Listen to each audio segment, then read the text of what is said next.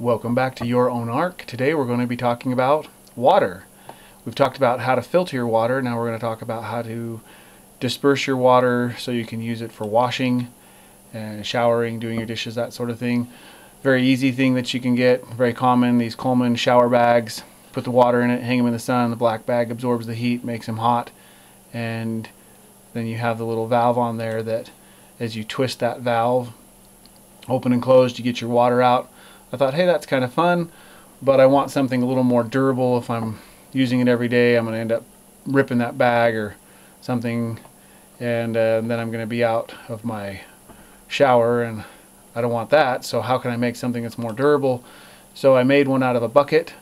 I love using 5-gallon buckets for different things. This is a 4-gallon bucket, and use some parts to put a same fittings as on your water filter, that half inch fittings in there, and your gaskets out of a garden hose, and you can make that simple pieces, 1/4 inch threaded, goes through the bucket. Your piece there is your gasket. That just is the same thing as at the end of a garden hose. Put that on there, thread it in, that becomes your water seal.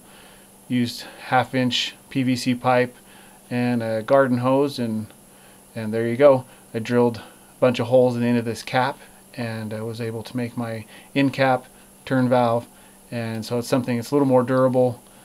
This was a hose that I had. It's off of a washing machine, just had it laying around. Some of these parts I had to buy a few of them, but I wanted to see what I could make that was pretty easy. And once I made that, I tried it out. You can take a good shower on 3 gallons of water, no problem, but I wanted to be able to use my existing plumbing. How do I use the existing shower head that's there so I can go more hands-free? And what I did is I just got a few other fittings and I plumbed it right into the existing shower head, so the plumbing is holding up the hose. I have a valve that stops it from going back into the water system there. This valve turns it on and off as I use it. It's coming down from my bucket. I've got a quick release there. It's just a garden hose quick release, so I can hook it on and off really easily if I need to move it to the sink or somewhere else. Pretty easy. It's just a T. That T takes the place. You put your shower head on the end of that, and that turns your water flow on and off. It's just gravity flow out of the bucket, and your fitting there, 1/2 inch to 3/4, turns it into a garden hose fitting, so you can just put your own garden hose on there, cut a garden hose and put the little fittings on it to make them as long as you want them, however you'd like to do that. And then you use the 2 hooks, and you can screw that into the ceiling, into your 2x4s in your ceiling. Hang your bucket up. You got a good gravity flow into the shower. Take your bucket down, fill it back up with hot water, hang it back up, and gravity feed again. So either way, you can use this valve by hanging it up and get your gravity flow, or into your existing plumbing, and it's going to work for you either way. You can run that into your sink as well, into the existing plumbing in the sink, or just hang this above your sink and you use the valve and gravity flow it in there. Another option that's really good, especially for small children, if you're having to bathe small children, you just put your water in there, and it's kind of ready-made shower. It's easy to get. This was like $2 at Walmart. A little out of season now in the winter time, but you can get these very easily, and that's another really good idea, especially for kids, helping to conserve water. A couple of gallons in this, you can bathe the kids in a smaller bathtub, not have to fill up the large bathtub, and you can keep good hygiene and conserve your water usage as much as possible, so you're not having to haul water or filter more water than is absolutely necessary.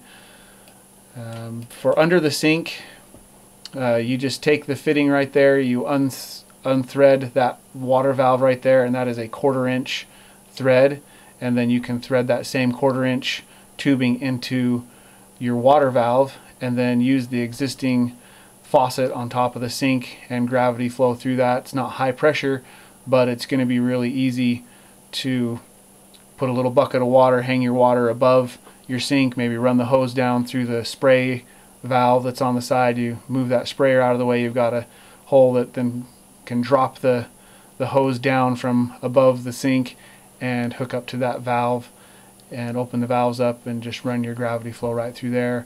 My house, I have the loft upstairs, and I can put a 55-gallon drum up there with that same 1/2 inch hose and run that down gravity feed into my kitchen and plumb it into the existing plumbing and run water out of my existing faucet on the sink. Just helps to keep things clean on top because you have a little running water, wash your hands, and you don't have to worry about pouring or spilling or whatever. You can keep as much normal plumbing as possible. For people who are off the grid for their drainage, you know, if you have a septic tank, then your septic tank will keep going. If the power's out for an extended period of time, then if you're on city sewer, that will eventually start to back up, at which point you'd have to block off your water system because you can't, you don't want it to come back up into your home. You would take off the drain right here and put a 5-gallon bucket underneath your sink drain, and then you could use your sink as usual, even plumb it in through your faucet as if you want, and then drain it out and put a 5-gallon bucket underneath that, and then you just have to dump your 5-gallon bucket out into a gray water disposal somewhere in your yard. People who are on septic tanks, their septic tanks will work obviously non-electric, but if there's an earthquake or something like that that disrupts the plumbing, then they would be in the same situation where they couldn't use their septic tank because for some reason the plumbing was broken or whatever. If you don't have drains out, then you can pull that right there and just use your existing faucet and your existing drain into a 5-gallon bucket. Keep things on the counter as clean as possible. So if you have any questions, always feel free to shoot us an email or a comment at yourownark.blogspot.com, and thanks for watching.